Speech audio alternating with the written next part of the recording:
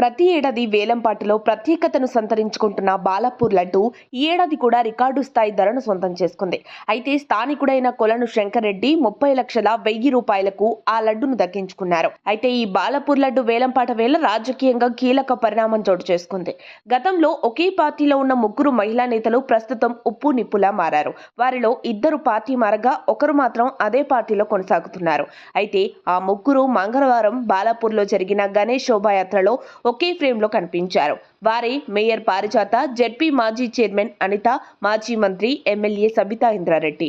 బాలాపూర్ గణేష్ లడ్డు వేలం ప్రక్రియ ప్రారంభానికి ముందే ముఖ్య అతిథులను బొడ్రాయి వద్ద గల ఓ ఇంటిపైకి ఆహ్వానిస్తుంటారు. ఈసారి సైతం సదరు ఇంటిపైకి ఎమ్మెల్యే సబితా ఇంద్రారెడ్డి, మేయర్ పారిజాత రెడ్డి, జెడ్పీ మాజీ చైర్మన్ అనితారెడ్డి చేరుకొని పక్కపక్కనే నిల్చున్నారు. సబిత పక్కన బీఆర్ఎస్ మహిళా నేత వంగేటి లక్ష్మీరెడ్డి ఉన్నారు. ప్రోటోకాల్ ప్రకారం వారు స్పీచ్ ఇచ్చారు. అయితే పారిజాత, అనిత గతంలో బీఆర్ఎస్ లో కొనసాగుతూ ఎమ్మెల్యే సబిత వెంటే ఉన్నారు. తర్వాత కొన్ని కారణాల వల్ల మేయర్ పారిజాత, జెడ్పీ మాజీ చైర్మన్ అనిత కాంగ్రెస్ లో చేరడంతో నాటి నుండి వారి మధ్య దూరం పెరిగింది.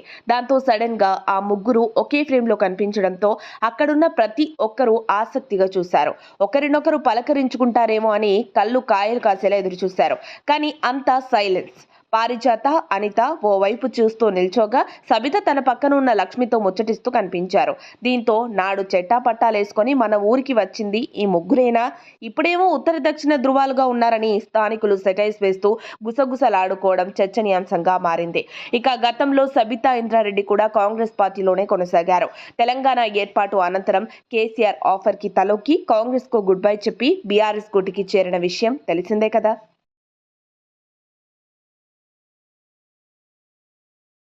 మరిన్ని అప్డేట్స్ కోసం మా కాయ్ టీవీని సబ్స్క్రైబ్ చేసుకోండి.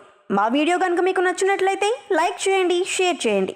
మీ విలువైన అభిప్రాయాలను కామెంట్ బాక్స్లో తెలియజేయండి.